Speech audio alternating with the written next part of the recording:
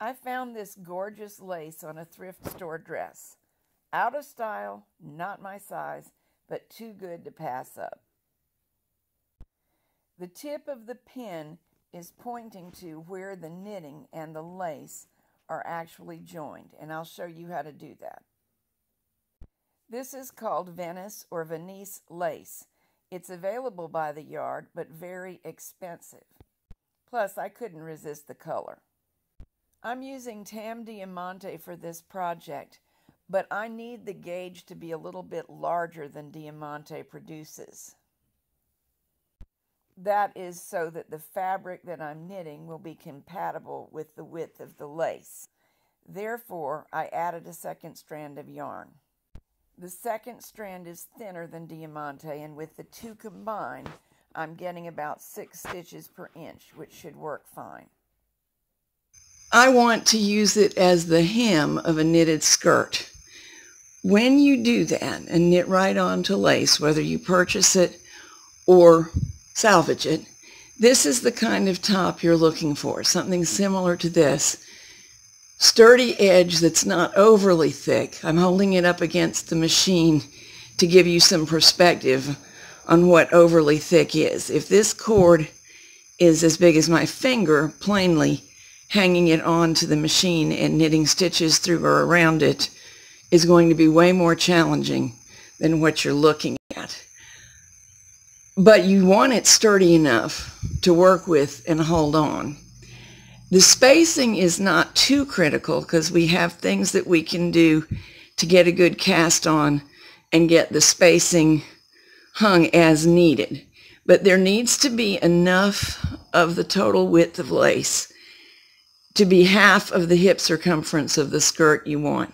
This one was just enough when removed from the skirt and divided into 2 pieces. If I was purchasing lace or had more than enough, I could have hemmed the edges of it just by turning the lace under and stitching. I had just enough, so I divided the entire piece of lace into 2 pieces, one for my skirt front, one for my skirt back. Then I cut the sleeves off of the original dress and used some of that fabric to bind the edges. What I want is 2 side vents. The seam will not go all the way to the hem of the skirt. I am making this one so that this will fall approximately at knee level. Therefore, with these 2 long side vents, it's about 10 inches.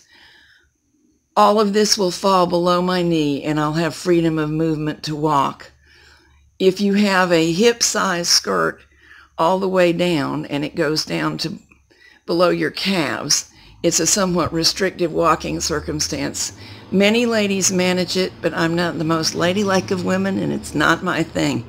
So I'm making vents. When you hang the lace on the machine, remember that the machine, you're looking at the inside of the skirt. So this will be the purl side. Therefore, my finished edge on the vent should be away from me, and the part that should be inside the skirt, it looks fine, but it's not as tidy and insignificant. I made this the side that you would want to see as the right side. The right side should be away from me. The wrong side should be towards me. Next, I'll show you how I'm going to get it hung. This is my salvaged lace, and it's going to become the hem of a skirt. But as you can see, it doesn't quite reach across the needle span that I need it to. In real life, when the fabric is made, I've checked, and it will, but the fabric is a little bit wider on the machine than it will be when it's off of the machine. And that is one of the reasons that I beefed up the yarn, as I already described, to make sure that the discrepancy wasn't too great. However, now we have to get this hung on, and I cannot just plop all the holes on needles because of that discrepancy, so stay tuned. This is a little bit painstaking, but if all goes well, it will be worth the effort. I hung one of these openings on a needle and knitted through. Of course, I've already got my cast on, so knitting through is normal. Now I'm going to skip and just knit through.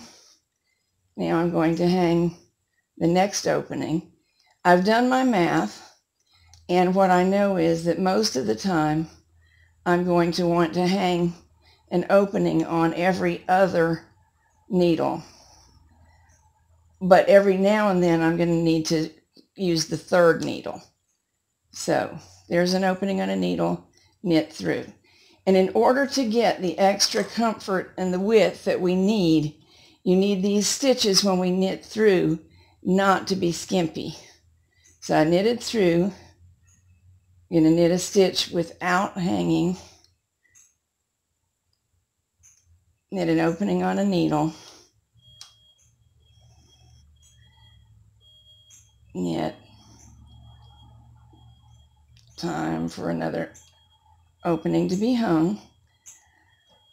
There is another reason in addition to the fact that we need to add a little extra stretch with this row why we are not having the carriage go directly across.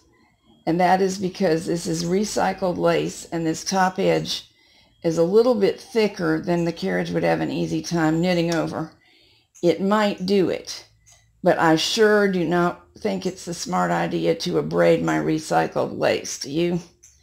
So that's what we're doing, is being careful and making sure we get this right the first time. Once this is all done, all hung across, I'll be able to move my carriage to the other side, thread the main yarn back into it, and just start knitting. So I'll see you when I've done that. And here we are going across for the first real row without any trouble. Now at this point, I should probably put some weights across in this fabric, but I'm going to be really careful how I do so because we don't want to tear any of the lace. And from here, I can just go on and knit the body of the skirt as one would normally knit, straight knitting, easy peasy. I've knitted the skirt now, well, the back of the skirt, and I'm just about ready to bind off. And here's how the lace looks as the hem. Well, it's still on the machine. I'll show you again when we're done. Here it is all finished. I decided to line the lace with thin fabric so as not to see my legs through the lace, but you could go either way. Lining with woven fabric protects the lace from getting stretched as I walk, plus it keeps the hem area light and thin, so that seemed right. Sometimes the area of the join doesn't look as smooth as this until the fabrics have been washed and hung dry. I hang dry because that's how we wear skirts, and it is best to test a swatch of lace with a swatch of fabric if you possibly can.